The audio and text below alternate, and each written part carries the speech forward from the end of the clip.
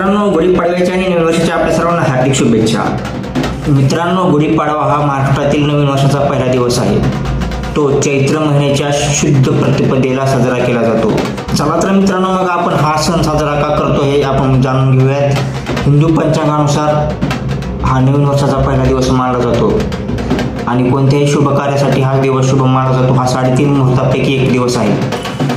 मित्रांनो, असंही मानलं जातं की प्रभू श्रीरामाने रावणावर विजय मिळवून परत अयोध्येत आल्यानंतर तिथे लोकांनी गुढी उभारून विजयाचा आनंद साजरा केला आणि त्याचबरोबर गुढी म्हणजे विजय आणि यशाचं चिन्ह आहे. छत्रपती शिवाजी महाराजांच्या यशाचं प्रतीक म्हणून गुढी उभारली जाते.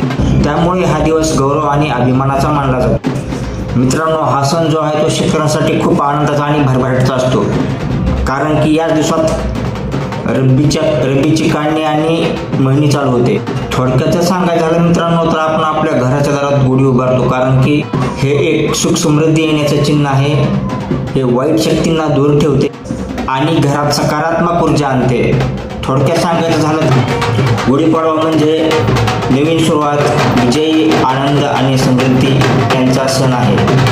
अशा या गुढीपाडव्याच्या आपल्या सर्वांना हार्दिक शुभेच्छा आणि हो, नवीन वर्षाच्या सुद्धा बरं का.